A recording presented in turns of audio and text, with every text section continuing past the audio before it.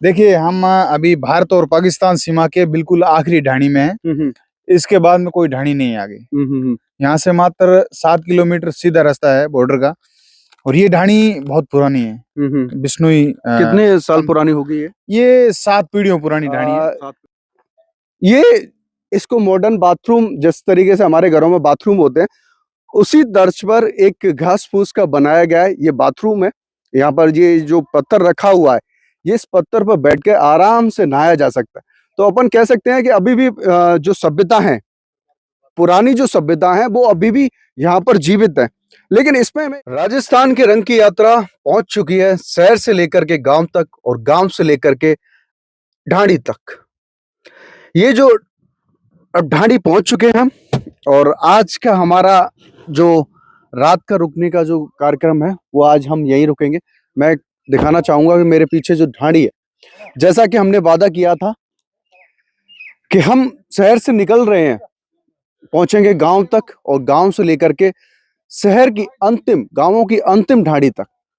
ये जो ढाणी है बॉर्डर के बहुत पास में है और मेरे आसपास देख सकते हैं कि इसके अलावा और कुछ भी नहीं है सिर्फ एक ही ढाणी है। और आज रात को हम यहाँ रुकने वाले हैं और जो हमारे सहयोगी हैं नरेश जी वो सामान सारा साथ में लेकर के आए हैं। तो हमारा आज का निवास स्थल यही होने वाला है गांव की ढाणियों में। ढाणियों का मतलब क्या होता है? प्रेम, उमंग, उत्साह। जो प्रेम आपको यहाँ देखने को मिलता है ढाणियों में देखने को मिलता है वो गजब का ही होता है। वो आपको शहर में नहीं मिलेगा। उसके लिए आपको यहाँ पर आना पड़ेगा। हमारे साथ शिवम जी भी हैं, शिवम बीकानेरी, जिनको आप भली भांति अच्छे से जानते भी हैं। और मैं आपको दिखाऊं ये ढाणियां हैं। इस तरीके की ढाणी बिल्कुल घास फूस से ये बनाई जाती है। और इसके अलावा वहां पर आप गायें भी देख सकते हैं। पीछे मेरे ऊंट भी खड़े हैं और जिनका ऊंट और ऊंटनियों का दूध निकाल करके इसी की चाय बनती है, इसी को पीते हैं। और बहुत ही मतलब माना जाता है कि इससे ऊंटनी के दूध को पीने से सारी बीमारियां, पेट की जो सारी बीमारियां होती हैं वो दूर हो जाती हैं। और मेरे साथ शिवम जी हैं। मैं शिवम जी से भी जानना चाहूंगा कि किस तरीके का अपना आज का कार्यक्रम रात का रहने वाला है। हाँ जी, हाँ जी, जी शिवम जी। बिल्कुल। देखिए हम अभी भारत और पाकिस्तान सीमा के बिल्कुल आखिरी ढाणी में हैं। इसके बाद में कोई ढाणी नहीं है आगे। यहाँ से मात्र 7 किलोमीटर सीधा रास्ता है बॉर्डर का। और ये ढाणी बहुत पुरानी है। बिश्नोई कितने साल पुरानी होगी ये 7 पीढ़ियों पुरानी ढाणी है। 7 पीढ़ियों हाँ, यहाँ पे बहुत पुराना जो झोंपड़ा है, यहाँ आसपास में इतना बड़ा झोंपड़ा भी नहीं है। तो यहाँ ना नेटवर्क है और ना लाइट है। नेटवर्क तो हम देख रहे हैं कि हमारे पास सुबह से ही नहीं है। पूरा हम मतलब दुनिया से अब कट चुके हैं, दुनिया से कट 12 घंटे के लिए। तो हमसे कोई संपर्क करेगा तो कोई चांस नहीं है। यहाँ आना ही पड़ेगा। घर पे मैं बोल गया अभी मैं फतो वाला उस ढाणी में जा रहा हूँ, कोई प्रॉब्लम हो तो पीछे आना पड़ेगा। तो यहाँ आने के लिए हम आपके लिए या सामने वाले ढाणी के साथ हमारे लिए और उनके लिए भी सब्जी लेके आए हैं, खाने पीने की चीजें लेके आए हैं, कुछ फल फ्रूट है, ड्राई फ्रूट्स हैं और चाय चीनी भी लेके आए हैं, भुजिया की थैली भी लेके आए हैं, पानी की बोतलें हमने डाली थी। और साथ ही साथ यहाँ पर देखिए मैंने इनको 3 दिन पहले सूचना दे दी थी। इनका बड़े भाई हैं, वो यहाँ से 7 किलोमीटर रहते हैं। अच्छा। तो वहाँ उनका फोन लगता है। मैंने कहा भाई हम इस दिन आएंगे। तो आप क्या है, बरसात का टाइम है, पिछले 3-4 दिन पहले बरसात हुई थी तो इन्होंने लकड़ियां हमारे लिए इकट्ठा कर रखी है। अच्छा। क्योंकि आज स्पेशल प्रोग्राम आपके लिए रखा गया है। यहाँ पर राम रोटा बनने वाला है। अच्छा। जो डेजर्ट का सबसे स्वादिष्ट होता है राम रोटा, जो मिट्टी के अंदर सेकते हैं ये लोग। और 10 किलो का राम रोट होगा और देसी घी होगा गायों का। अच्छा। और ऊंटनी के दूध की खीर होगी, उसको हम टेस्ट करवाएंगे। आपको नहीं पता है राम रोटा, किसी ने पहले नहीं खाया क्योंकि ज्यादातर जो ऑडियंस है हमारी शहरों से भी है, गांवों से भी है और कई सारे लोगों को जानकारी नहीं होती है। तो राम रोटा कैसे बनाया? राम रोटा जो है 10 किलो का आटा एक साथ गूंदा जाता है और फिर मिट्टी के अंदर डाल दिया जाता है अंगारों के बीच में। वो 2 घंटों से धीरे धीरे धीमी आंच से सिकेगा। सेमी बारीक रोट इसे बोलते हैं। बहुत पुराने जब राजस्थान के अंदर पशुपालक जो धोरों में जाते थे तो 10-10 लोग साथ में रहते थे। तो रोटियां तो महिलाएं बनाती हैं, तो मर्दों का तो ये राम रोटा है। तो राम रोटा पड़ गया। जब कोई इनको हनुमान रोटा बोलता है, मुस्लिम लोग इसको बोलते हैं कुछ अलग ही नाम है इसका। और हिंदू भाई राम रोट बोलते हैं और इंग्लिश में इसको सेमी बारीक राम रोट ब्रेड बोल सकते हैं। बहुत स्वादिष्ट होता है। इतना तो बड़ा होता है वो और इतना बड़ा टायर जितना होता है। तो मतलब ये हमारा देसी पिज्जा है। यहाँ पर ये लकड़ियां रेगिस्तान से लेके आए हैं। ये कम से कम यहाँ पूरी लकड़ियां उस रोटे को सेकने में लगाएंगे, यानी कि कम से कम, और ये अगर शहर से हम लकड़े लाएं तो कम से कम 1000 रुपए की है। अगर मैं जानना चाहूँ कि 10 किलो का जो राम रोटा जो बनेगा, हाँ उसको जी। कितने लोग खा सकते हैं? और 10 किलो का राम रोट तो हमारे ऊपर है, यहाँ के लोग तो 5-7 लोग ही उसको चटका जाते हैं। अच्छा। हमारे लिए टफ है, क्योंकि आप नए लोग हो तो वो खाने में स्वादिष्ट होता है, तो उसको हम हिसाब से खाएंगे, क्योंकि आसपास में कोई अस्पताल नहीं है। यहाँ के लोगों की पाचन क्रिया अलग होती है, हमारा सिस्टम अलग है। हम तो 1-2 रोटी खाते हैं, हाँ, एक रोटी खा ली, 2 रोटी खा ली, फिर कहते अरे पेट भारी हो गया भाई, थोड़ा घूम के आते हैं। यहाँ ऐसा सिस्टम नहीं है, यहाँ तो किलो किलो छाछ पी जाते हैं, ऊँटनी का पूरा 2-2 किलो का वो तबला होता है, उसको पी जाते हैं 17 साल के बुड्ढे। तो यहाँ का सिस्टम अलग है, हमारा अलग है। हमारी शारीरिक संरचना बिल्कुल खत्म हो चुकी है, हमारे अंदर वो चीज नहीं रही। यहाँ ये प्योर है, हम अभी डीप डेजर्ट के अंदर है, जो प्योर 100 साल पहले है। बॉर्डर भी पास में ही है। हाँ, तो ये घर देखिए ना आप, यहाँ आप घर देखेंगे तो आपको मैं दिखाना चाहता हूँ कि किस तरीके का ये घर है, और आपने शायद पहले नहीं देखा होगा किस तरीके की जीवन शैली यहाँ रेगिस्तान में रहती है। और बीचों बीच, रेगिस्तान के बीचों बीच ये ढाणी है, ये घर है। मतलब आप देख, हाँ, ये ऑटोमेटिक गेट है। ऑटोमेटिक गेट है जो टोल नाकों के आगे लगा होता है, हाँ, उसी हिसाब से। और यहाँ ये बच्चा है, इसको पहले बोला गया था, तो मैं इनसे बात करूंगा। पापा कड़े जरा कान ध्यान हो, मैं आ जावा। पापा क्यों थारा कहीं क्यों आ जाए, शिव जी हैं क्यों गई। बिल्कुल, तो इनको मैंने 3-4 दिन पहले बोल दिया था।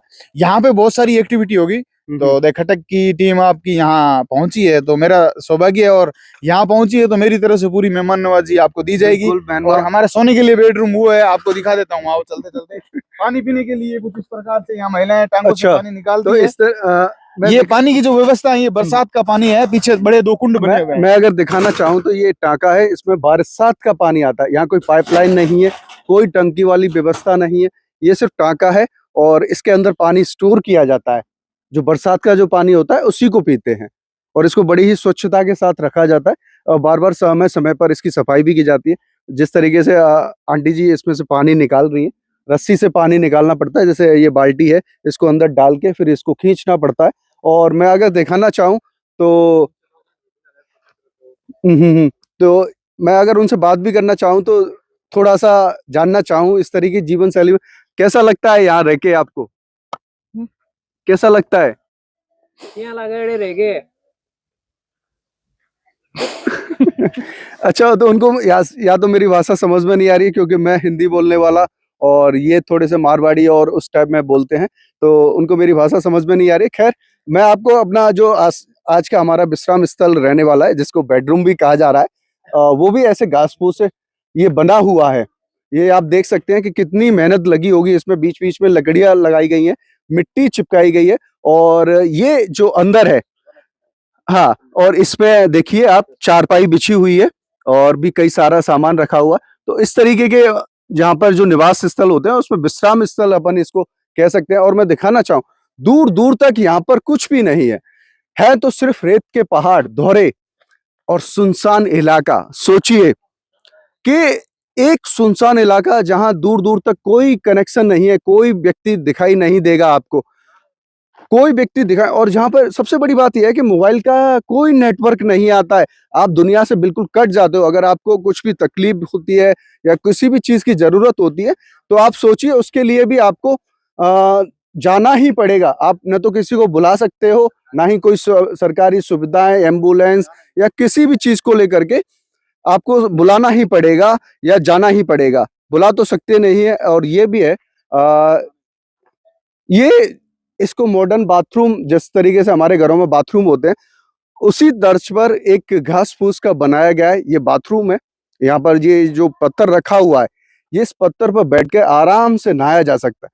तो अपन कह सकते हैं कि अभी भी जो सभ्यता है, पुरानी जो सभ्यता है, वो अभी भी यहाँ पर जीवित है।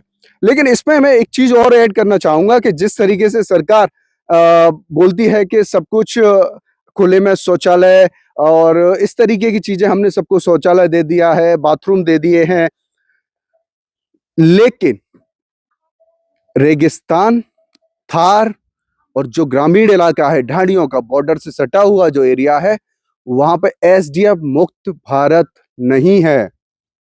ये मान लीजिए और देख लीजिए, यहाँ पर आपको शौचालय नहीं दिखेगा। सरकार की योजना यहाँ तक नहीं पहुंच पा रही है।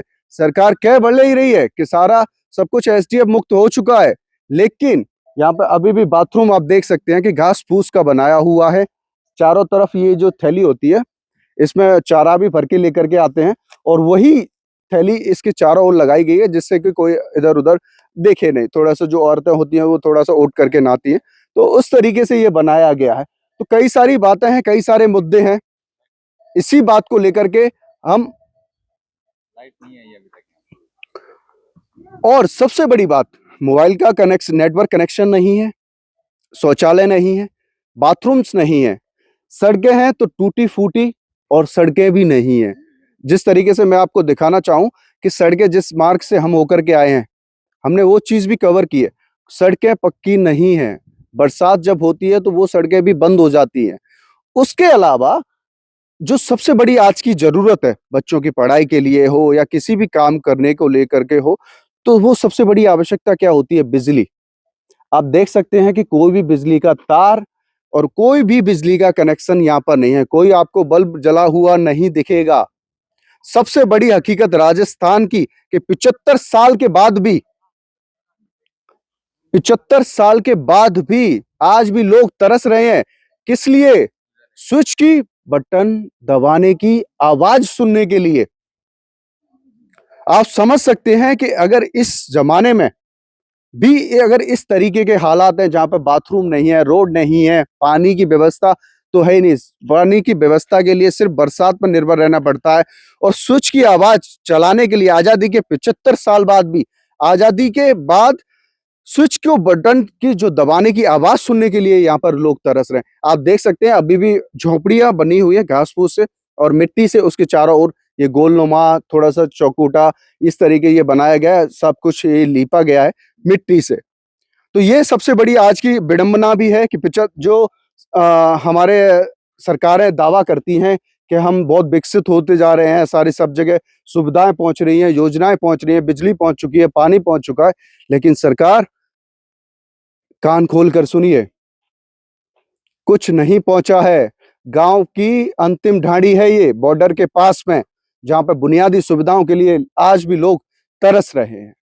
जो हमारी राजस्थान की रंग की यात्रा जो चल रही है वो इन्हीं बुनियादी समस्याओं और इन्हीं बुनियादी समस्याओं को उठाने के लिए है।